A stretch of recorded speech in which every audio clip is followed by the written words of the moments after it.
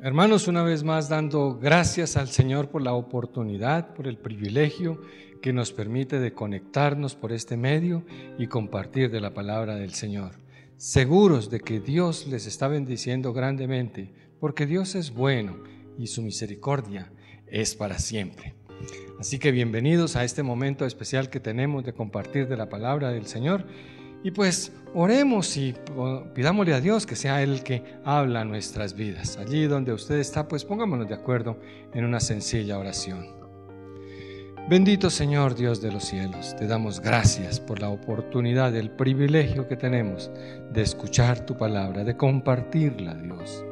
Padre, gracias. Hoy oramos, Señor, que tú nos des revelación, sabiduría para entender tu palabra y aplicarla a nuestras vidas, Señor. Bendice a cada uno de mis hermanos en este día, Señor. Padre, que tu palabra, Señor, cumpla el propósito por el cual salió de tu boca, Dios. Padre, muchas gracias en el nombre de Jesús. Amén.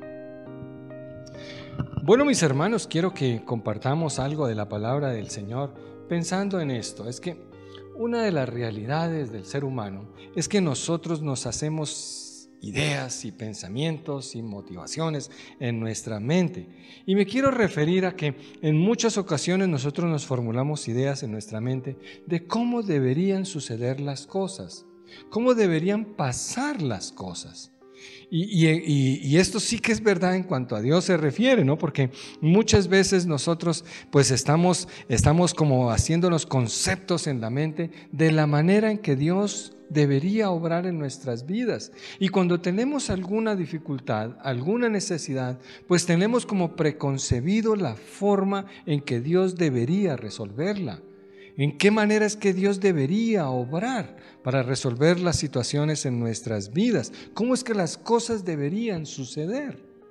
Ahora, no lógicamente nuestras ideas o los pensamientos que tenemos en nuestras cabezas pues sean correctos, ¿cierto? Y en muchas ocasiones más bien llegamos a conclusiones basadas más en nuestras experiencias, en nuestras necesidades, en nuestras motivaciones, y se nos olvida que nosotros servimos a un Dios que es todopoderoso, a un Dios que es soberano, y tratamos de imponerle como condiciones a Dios, olvidando que Dios es soberano, que Dios seguirá siendo Dios, que nosotros servimos a un Dios que lo más probable es que no va a actuar de la manera en que nosotros esperamos que Él actúe.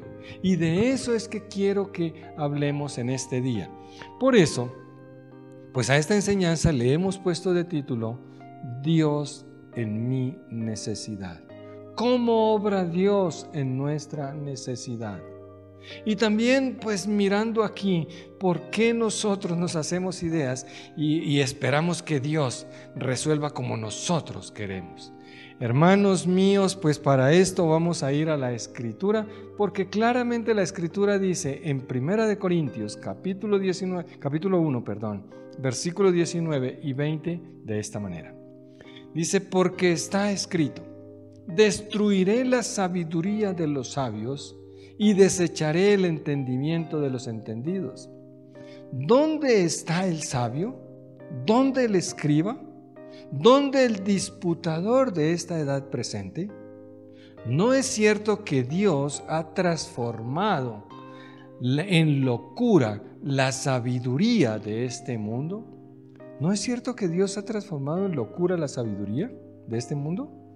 Hermanos míos, muchas de las ideas que nosotros tenemos en nuestra cabeza de la forma como Dios debería resolver nuestros problemas, pues no son más que realmente locura. Servimos a un Dios soberano, a un Dios que no es, hermanos míos, el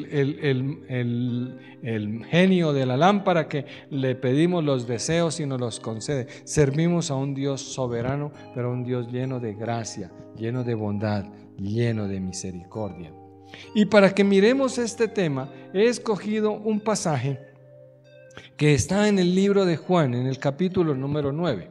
Ahora, a manera de introducción, pues sí quiero decir que pues Juan capítulo número 9 pues pasa en un momento en que pues la popularidad de Jesús ha crecido en gran manera y pues eso generaba celos, resquemores con los líderes religiosos, con los líderes judíos, y pues ellos hacían todo lo que estaba a mano de ellos para entorpecer el ministerio del Señor Jesucristo. O sea, Jesús luchaba contra unas personas que ellos tenían unas ideas preconcebidas, ellos creían firmemente que ellos eran los únicos que conocían a Dios, que ellos eran los únicos que sabían de qué manera era que Dios obraba. Ahora, a pesar de esto, Jesús siempre trataba de revelarles la verdad y pues claramente no retrocedería en su propósito, no abandonaría su idea.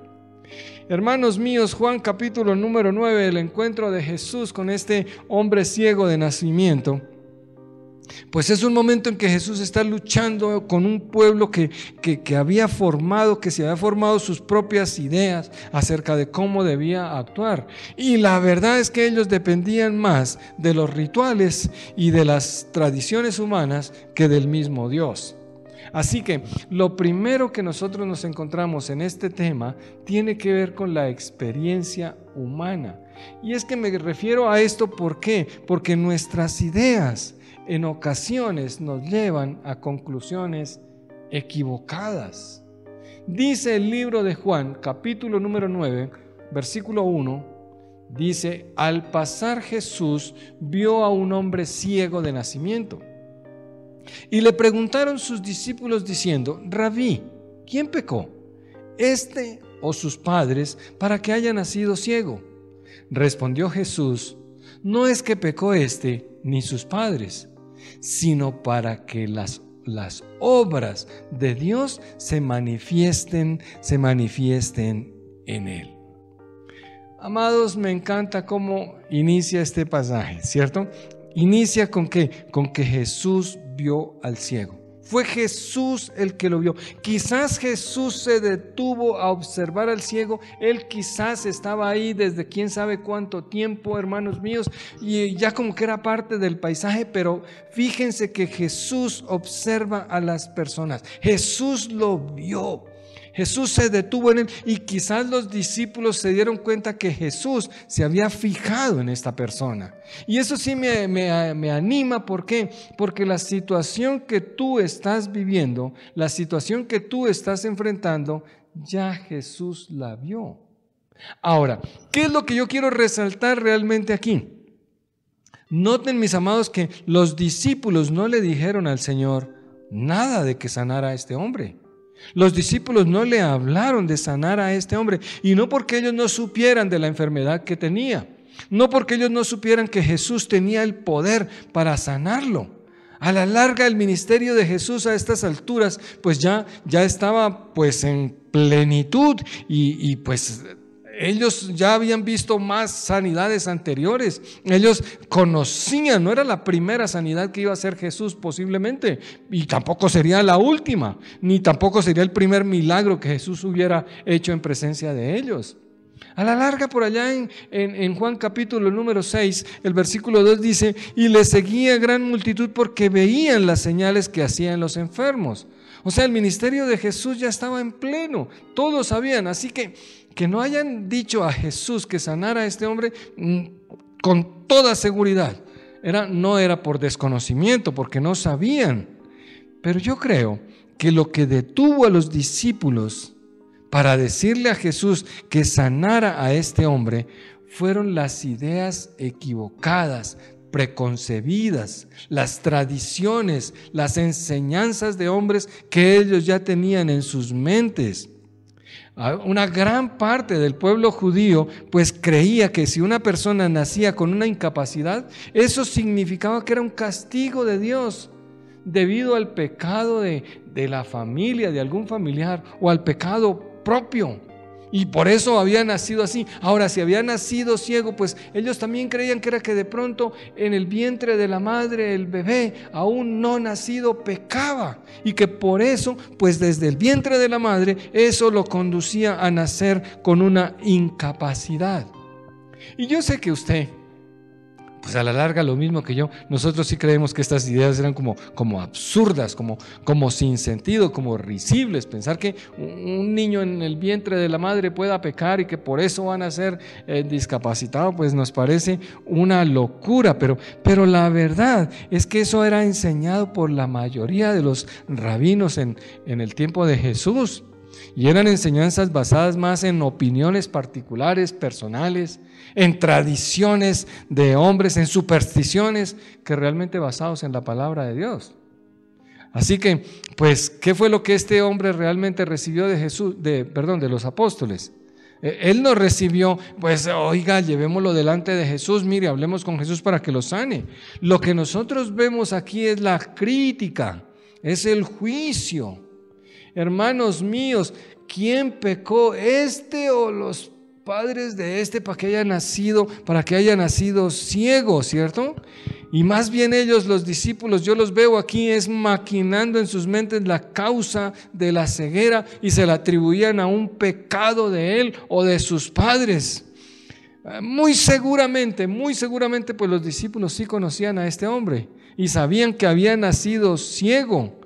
Sí, hermanos míos, esto no era una ciudad tremendamente grande, este era un pueblo pequeño, así que pues todo el mundo conocía el ciego del barrio, creo yo, así de la misma manera como los mendigos y los pordioseros son conocidos en el lugar donde se hacen y se conocen. O sea que estas personas sabían que había nacido ciego, sabían la verdad de la enfermedad de esta persona y ahora se lo querían atribuir a un pecado propio o a un pecado de algún familiar. Entonces, y hermanos míos, hablando muy en privado entre nosotros, ¿no es esa una conversación como muy frecuente aún dentro de la iglesia? ¿Aún dentro de los hermanos en Cristo? ¿Cuántos hombres y mujeres no hacen corrillos allí para adjudicar la causa de los males de las personas? ¿Cierto? Encontrando, oiga, que es que nosotros somos tan espirituales que ya sabemos por qué las personas están sufriendo determinada cosa. El mal momento que están viviendo se lo están atribuyendo a algún demonio o algún pecado cometido, ¿cierto? Y somos especialistas como en prejuzgar a las personas y atribuirle como el mal que estén viviendo a cualquier cosa. Entre otras cosas, no somos ni siquiera capaces de reprender las obras del maligno, pero sí atribuimos las causas de por qué una persona está así. No se le hace conocido eso de que este está así por algo será. ¿Quién sabe qué habrá cometido? La maldición es por alguna causa le vino. Y encontramos ahí como si fuéramos los más espirituales y estamos entrando en juicio. Tenemos ideas preconcebidas. Hermanos míos, y pues este ciego, ¿qué fue lo que recibió de los discípulos? Que deberían haber animado para la sanidad ahí de este pobre hombre que padecía una necesidad grande. Hermano, yo no sé la situación que estás viviendo tú. Y quizás tú has recibido ese mismo trato, quizás con lo ofensivo y lo molesto que es estar en una necesidad y que otro, quizás considerándose más espiritual, ahora viene a justificar la razón de por qué me pasa lo que me está pasando. Estamos leyendo al libro de Job en estos días y pues esa es básicamente la misma historia. Ahora, la verdad es que yo quiero que nos coloquemos más bien del lado del ciego. ¿Qué pasa si usted escucha? Porque este era ciego, no era sordo. Usted estaba escuchando lo que los discípulos estaban diciendo de Jesús. ¿Y qué pasaría si fueras tú el que estás ahí y entonces escuchas lo que estás diciendo? ¿De qué manera reaccionarías? ¿De qué manera? No sé, pero quizás no de la manera más cariñosa, quizás no de la manera más asertiva, ¿no es cierto? Pero ¿qué vemos ahí? Este ciego, realmente él no se levantó a responderle a los apóstoles. Este ciego realmente él no se defendió. ¿Qué fue lo que hizo? Pues si leemos y nos apegamos al texto, él no hizo nada. Él se calló, él los ignoró. No dejó quizás que la ofensa llegara al corazón y le amargara la vida. Hermanos míos, ¿cuántas veces el problema es que nosotros no estamos dispuestos a actuar como el ciego? O cuénteme, hermano mío, ¿está usted dispuesto a dejar de que no le importe el qué dirán con tal de recibir el favor, el milagro del Señor? Eso que tú tanto necesitas en tu dificultad, en tu casa, en tu carro, en tu beca, en el aumento de salario, en el aumento, en el ascenso, en el trabajo, en la salud, en la bendición. ¿Estás dispuesto a que lo que las personas opinen te resbale, te pase por alto? Pues hermanos míos, lo aprendemos del ciego. El ciego lo hizo. Pero fíjense que, hermanos míos, dice aquí que cuando ellos preguntaron, el que respondió fue Jesús. El ciego no respondió, el ciego no se defendió, él dejó que fuera Jesús el que responda. Y sabes, es que para recibir el milagro que tú esperas, la obra de Dios en tu vida, es necesario que tú dejes que sea Jesús el que responde. Ahí la Escritura dice, respondió Jesús. El ciego cayó, pero Jesús se encargó de mostrar la realidad. Porque cuando te callas, Él va a responder por ti. Jesús va a hablar por ti. Jesús se encargó de mostrar qué era lo que verdaderamente pasaba. Y si notas, mira que el Señor mismo responde, no es que pecó ni sus padres. Aquí Jesús está aclarando la situación y Jesús responde por nosotros, y cuando Jesús responde por nosotros, entonces es cuando los milagros ocurren en nuestras vidas, es cuando realmente recibimos bendiciones de vuelta, es cuando vemos la gloria de Dios manifestada en nuestras vidas, como se manifestó en la vida de este ciego. La respuesta de Jesús fue sencilla. Dice, no es que pecó ni sus padres, sino para que las obras de Dios se manifiesten en él. Amado, quizás la situación por la que tú estás pasando, la situación que estás viviendo, quizás es apenas una excusa para que las obras de Dios se manifiesten en ti. Debes recordarlo siempre. No hables. No te quejes, no respondas, deja que el Señor responda por ti. Y sabe, esa respuesta de Jesús enseñó a los discípulos y a nosotros hoy día lo muy poco que nosotros conocemos a Dios. Sabe, esto me hace recordar de Isaías capítulo 55. Isaías capítulo 55, el versículo 8 y 9 dicen, porque mis pensamientos no son vuestros pensamientos, ni vuestros caminos mis caminos, dijo Jehová. Como son más altos los cielos que la tierra, así son mis caminos más altos que vuestros caminos, y mis pensamientos más que vuestros pensamientos. Eso es una gran verdad. Ninguno de nosotros conocemos, ni entendemos, ni nos imaginamos lo que Dios está pensando, los pensamientos de Dios. Hermanos míos, miren, ninguno de nosotros puede olvidar que Dios ha dicho que Él tiene buenos planes, buenos pensamientos para nosotros, pensamientos de paz y no de mal. Nosotros, hermano mío, qué poco que conocemos a Dios cuando nosotros tratamos de encasillarlo, que Dios debe obrar de determinada manera y pues de acuerdo a nuestras experiencias, a nuestra lógica, a nuestro conocimiento.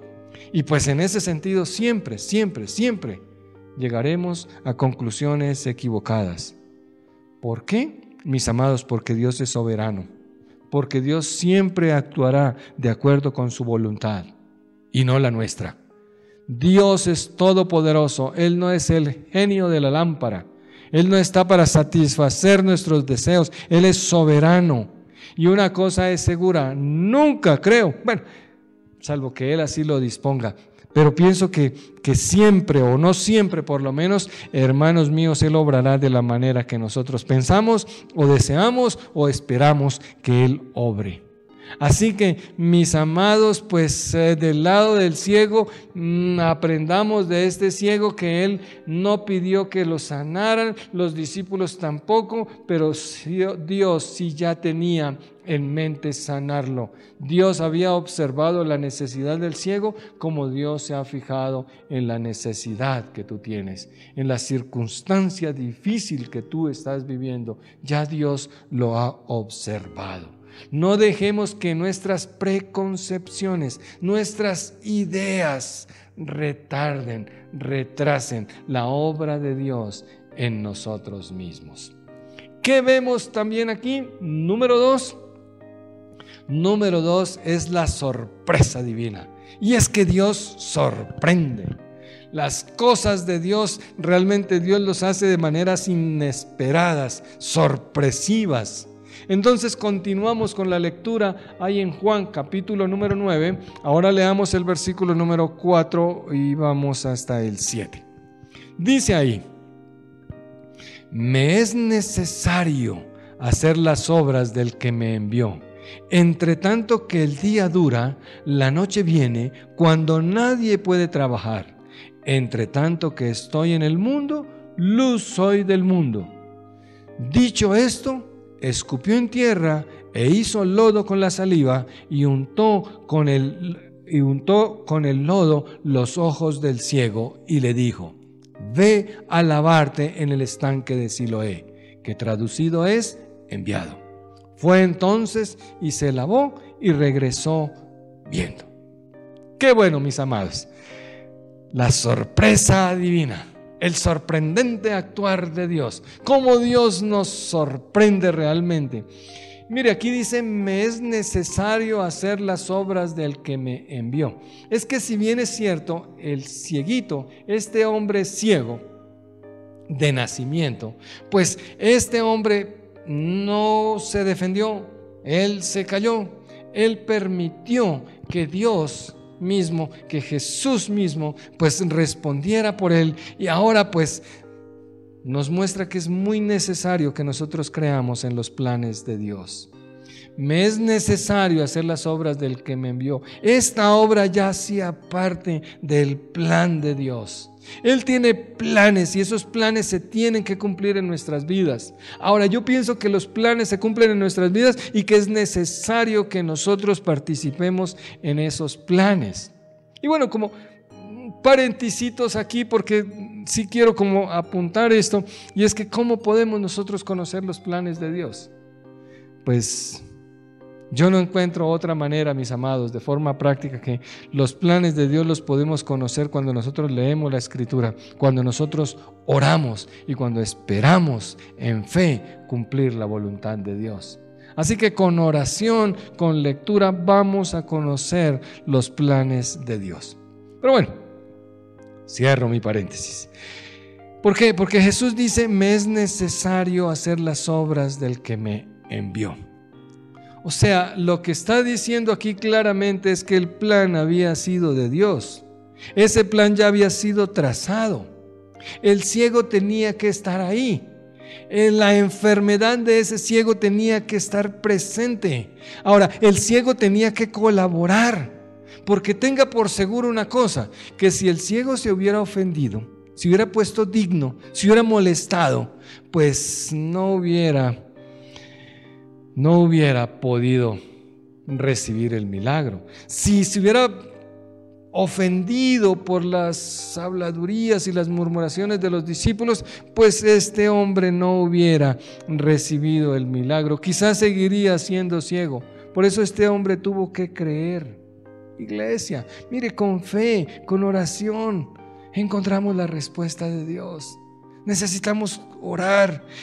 Tantas cosas, tantas ideas en nuestra mente, tanto conocimiento. Lo que necesitamos es orar. Lo que necesitamos es tener fe y ser seguros de que Dios responde. Y yo aquí veo básicamente dos cosas que creo que son importantes. Y es que número uno es que Jesús claramente vino a este mundo para salvarnos, pero también, mis amados, para aliviar nuestro sufrimiento. No es la gloria de Dios el sufrimiento, es la obra de Dios que nos quita el sufrimiento, lo que trae gloria a su nombre. Eso es lo que pues yo pienso que hizo Jesús, pero también pues la obra de Dios necesariamente, Él está interesado en que nosotros participemos y que no lo va a hacer de la manera como nosotros creemos o queremos que lo haga.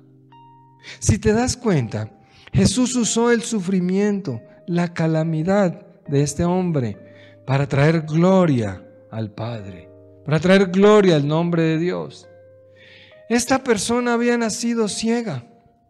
Ahora, ser ciego en la época de Jesús no era como ahora, porque no existían escuelas que enseñaran a leer en braille, no había institutos que los capacitaran para poder actuar de alguna manera poco más o menos normal en la sociedad, como ahora pues que hay tanta ayuda y gloria a Dios por eso. Pero en la época de Jesús no.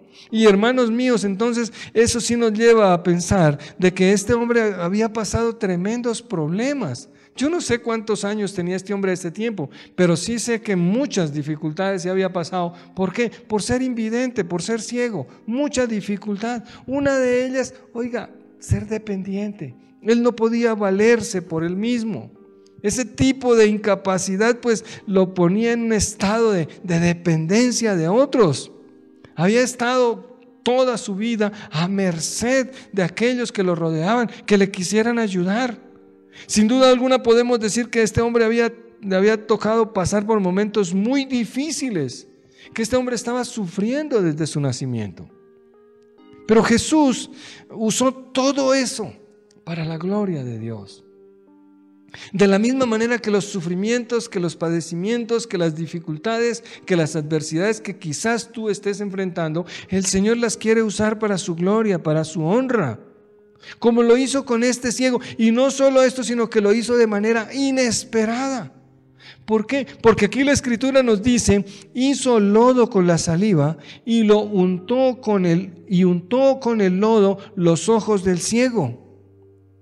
¿Puedes pensar en eso, hermano? Hizo lodo con la saliva y con el dedo se lo untó en los ojos al ciego. Pensemos por un breve momento y preguntémonos, ¿por qué Jesús sanó al ciego de esta manera? ¿Por qué? Si Jesús solo con que pensara en sanarlo ya estaba sano. Si Jesús solo con que pusiera su mano estaba sano. Pero ¿por qué escoge esta manera? Él podía haberlo sanado solo con hacer así, pero no lo hizo. Él quería usar barro para sanarlo. Ahora, si quería usar barro, porque bueno, está bien, es que está bien. Si quería usar barro, ¿por qué no le pedía a los discípulos que le trajeran el barro? Bueno, de pronto él encontraba tierra ahí en el piso, mejor que le trajeran solo el agüita. Pero no, fíjense que no lo hace de esa manera. No lo hace de esa manera. Él usa saliva. Ahora, pues nuestro buen Señor Jesús quizás no escupió, sino que tuvo que tener una tremenda cantidad de saliva para poder hacer el lodo suficiente para refregárselo a este ciego en los ojos. Yo creo, mis amados, que si usted y yo hubiéramos estado allí, y me puedo imaginar a los discípulos allí mirando, no, se enloqueció el Señor. ¿Por qué está obrando de esta manera? Creo, mis amados, pienso firmemente que Jesús escogió sanarlo de esta manera para que demostrarles a estas personas que Dios no obra como nosotros creemos que debe obrar. Él no obra como a mí me parece que debe hacer. Quizás yo tengo una lógica, quizás yo tengo un pensamiento de la manera en que Dios debe hacer, pero sabe que Dios siempre lo va a hacer a su manera, y esa manera va a ser sorprendente y esa manera va a ser inesperada, pero Dios es soberano. E imagínense, Jesús escupió en la tierra y luego hizo con los dedos ahí mezcla de saliva para hacer barro. ¿Cómo estarían los discípulos? ¿Qué estarían pensando? Y pues yo creo, hermanos míos, que también debemos notar de lo que sucedió aquí es que Jesús le untó el barro en los ojos, pero el hombre, pues dice la Escritura que no quedó sano así como de inmediato, ¿cierto? Sino que le tocó ir a lavarse en el estanque de Siloé. Y eso sí me lleva a pensar que Jesús también tenía una intención ahí de que esta persona participara en el mismo milagro. Y es que no es solamente tener fe, creer, sino creer es que nos lleva a Dios a acciones que nosotros sí tenemos que hacer. Dios es misericordioso y claramente obrará en nuestras vidas, pero después de que Él obre, siempre esperará que nosotros pongamos nuestra pequeña parte. Siempre Dios nos sorprenderá. Su misericordia hará que Él actúe en nuestras vidas y Él espera que nosotros obremos. Sin entender, aun cuando nos parezca loca, la forma en que el Señor está obrando. Dice ahí el libro de Efesios, en el capítulo número 3, el versículo 20 y 21, dice: y a aquel que es poderoso para hacer todas las cosas mucho más abundantemente de lo que pedimos o entendemos, según el poder que actúa en nosotros, a Él sea la gloria en la iglesia, en Cristo Jesús, por todas las edades, por todos los siglos de los siglos. Y dice la Biblia, amén. Mis amados, es que Dios es poderoso y hace las cosas más abundantemente de lo que nosotros pedimos y entendemos. Dios hace las cosas como Él sabe que debe hacerlas. Hermanos, que nuestras ideas preconcebidas, que nuestra lógica humana, que nuestra sabiduría, que es convertida en locura, ay hermano, no entorpezca el obrar de Dios en beneficio de nuestras propias necesidades, para que sean resueltas por el Señor. Déjate sorprender por el Señor y participa de lo que Él está haciendo. Número 3 que vemos en este tema es que la obra de Dios, la obra transformadora de Dios, la obra de Dios siempre resultará en una transformación total de nuestras vidas. Dice ahí la Escritura, Juan capítulo 9, versículo número 8, dice: entonces los vecinos y los que antes le habían visto que era ciego, decían: ¿no es este el que se sentaba y mendigaba? Unos decían: él es, y otros: a él se parece. Él decía: yo soy. Y le dijeron: ¿cómo te fueron abiertos los ojos? Respondió él y dijo: aquel hombre que se llama Jesús hizo lodo, me untó los ojos y me dijo: ve a Siloé y lávate. Y fui y me lavé y recibí la vista. Gloria, gloria al Señor. ¿Qué vemos aquí, mis amados? Algunos realmente de los vecinos, dice aquí, no podían creer que el ciego fue al estanque, se lavó y ahora veía. Oiga, esa manera como que no había funcionado nunca por ahí. Y de tal manera que algunos dicen, aquí hubo un cambiazo, ¿no?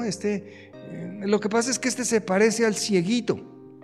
Y hermano, cuando uno sí puede pensar aquí que cuando una persona pues es ciego de nacimiento, mucho tiempo sin ver o desde que nació no veía, pues las cuencas de los ojos se hunden, ¿verdad? Se hunden. Y pues ahora untado de barro también. Uno puede mirar una cantidad de cosas aquí y untado de barro y ahora viene bien bañadito, bien limpiecito. Pues la gente dijo, como que no es. ¿Será que es él mismo? Hasta que pues él realmente, el ciego es el que él mismo tiene que decir, no, mire, yo soy el mismo que era ciego, solo que ahora veo. Amados, cuando tú hayas recibido ese milagro, personas probablemente no van a creer. Personas probablemente van a insistir en que no, que pues fue una coincidencia, que las explicaciones, que las cosas. Pero tú vas a tener que decir como el ciego, yo soy el mismo. Tú vas a tener que dar el testimonio, porque solo así sabrán que existe un Dios de gracia, un Dios de amor. Es importantísimo cuando Dios obra en tu vida que tú lo cuentes, que tú lo digas, que tú participes en esa manera en la obra del Señor, que tú des el crédito verdaderamente al que lo tiene. Ahora, Si tú te das cuenta, aquí dice, y ellos le preguntaron, ¿cómo te fueron abiertos los ojos? Oye, la gente sí quiere saber cómo se hacen los milagros. ¿Cómo te fueron abiertos los ojos? Y entonces ahora el ex ciego, porque este ya no era ciego, el ex ciego lo que dice sencillamente es, ese hombre que se llama Jesús hizo lodo y me untó y me mandó a lavar en el estanque de Siloé. Y pues me lavé y fui y recibí la vista, ahora veo. Imagínense, no hay tantas explicaciones, no hay tantas maneras de argumentar. Ahora, me llama la atención que Jesús haya usado lodo aquí quizás por recordar la condición impotente del hombre. Pero que ese lodo, ese barro que realmente no es nada, pues en las manos de Dios se convierte en tremendo milagro, en tremenda capacidad de Dios que nos sorprende. Y esa obra transformadora de Dios obra en esta persona de tal manera que ni siquiera los vecinos lo conocían ni lo reconocían. Yo no sé si a ti te ha pasado o te pasó que cuando recibiste al Señor Jesús en tu corazón, las personas que te conocían ahora decían, oye, ¿qué te pasó? No eres el mismo. Porque el Señor te cambió, porque el Señor te transformó. Es la obra transformadora de Dios. Ahora, estos preguntan de qué manera, cómo te fueron abiertos los ojos. ¿Sabe? Yo quiero hacer énfasis en esto. ¿Por qué? Porque ¿cómo hará Dios el milagro en tu vida? ¿Sabes cómo? Renovando tu entendimiento. No puedes pensar con tu lógica, no puedes pensar con tu sabiduría, no puedes pensar con tus conocimientos. Tienes que renovar tu mente. Dice el libro de Romanos capítulo número 12, el versículo 2 dice, no os conforméis a este siglo, sino transformaos por medio de la renovación de vuestro entendimiento, para que comprobéis cuál sea la buena voluntad de Dios, agradable y perfecta. Yo creo, hermanos míos, que Dios está formando hombres y mujeres con una capacidad especial de ver donde no hay, de ver salud donde existe enfermedad. Yo creo que, hermanos míos, Dios está levantando una generación con fe, renovados en su entendimiento, que ven pollo donde solo hay lentejas, que ven llenura donde todo está vacío, que ven victorias donde aparentemente solo hay derrotas. Y ojo, mis amados, porque no los estoy invitando a la superfe, que es una falsa doctrina. ¿Por qué? Porque, hermanos míos, sí hay que recordar que a esa fe hay que acompañarla de obras. Hay cositas que tenemos que hacer. Y por eso Jesús le dijo a este ex ciego ahora, ve y lávate en el estanque de Siloé. Y fue cuando él fue y se lavó, cuando él obedeció, que él regresó viendo. Y sabe, mi amado, quizás en medio de tu necesidad, en medio de tu dificultad, en lugar de defenderte, en lugar de atacar, en lugar de presentar argumentos, hermano, quizás lo que debes dejar es que sea el Señor el que responde directamente por ti y que tú crees firmemente en los planes de bien que tiene el Señor para ti. Pero que ahora, para que el milagro quizás ocurra, necesitas ir al estanque y lavar algo de tu vida. No lo sé, mis amados. Quizás debes quitarte el lodo de encima. Quizás sea algún pecado del cual debas arrepentirte. Quizás sea alguna inseguridad en tu vida. Quizás sea incredulidad. Quizás el temor, la baja autoestima. Quizás es ese pensamiento ahí preconcebido de que no, el Señor no te va a ayudar, el Señor no te va a dar, que quizás no lo mereces, porque ninguna de esas cosas son ciertas. El Señor te ama, Él te vio, Él vio tu necesidad y ahora Él está obrando en ti. Quiero realmente concluir en esta enseñanza, pues reconociendo que es muy fácil descorazonarnos, desalentarnos cuando las cosas no aparentan ir como nosotros desearíamos que fueran. Pero tenemos que recordar que cuando depositamos nuestra fe en el Señor, cuando Él está presente en este momento, pues que nosotros podamos entregarle nuestras circunstancias a Él, porque Él obrará ese milagro. No busques, claro, hermanos míos, no busques que Dios obre de manera determinada, porque eso solamente conducirá a una conclusión errada. Dios no hará las cosas como tú estás pensando. Dios no la hará de acuerdo con tu lógica.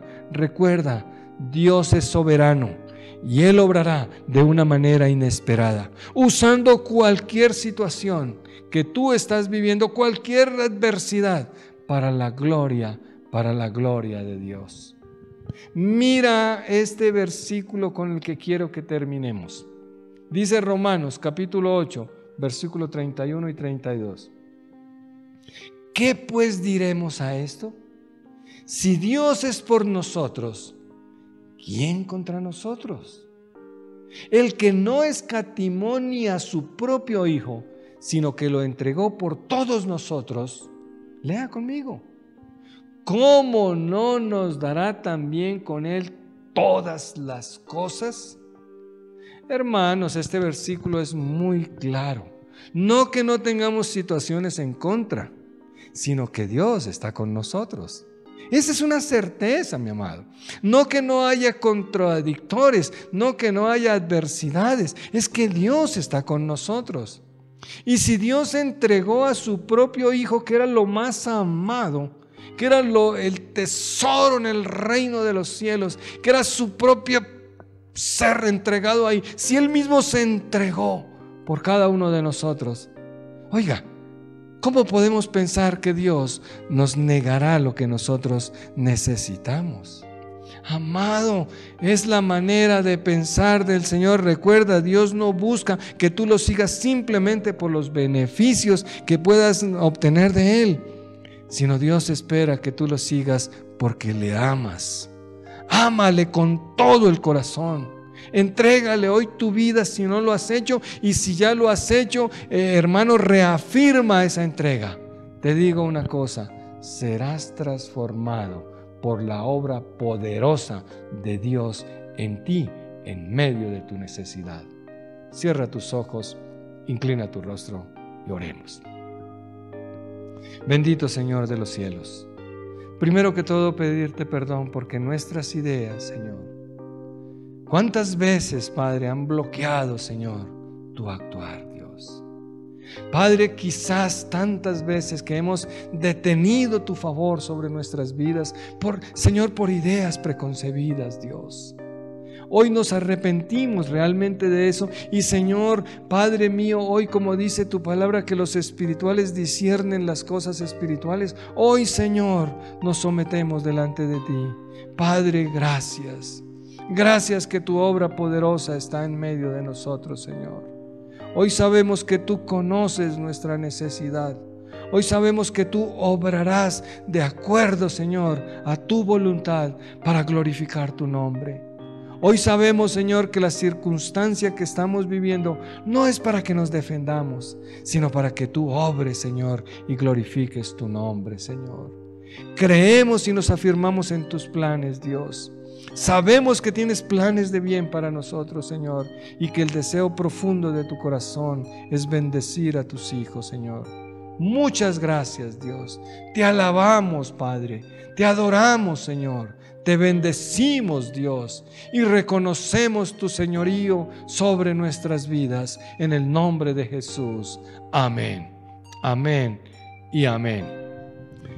Hermanos, que el Señor les bendiga grandemente. Y una vez más, confía en el Señor y espera en Él. Él hará. Buena semana.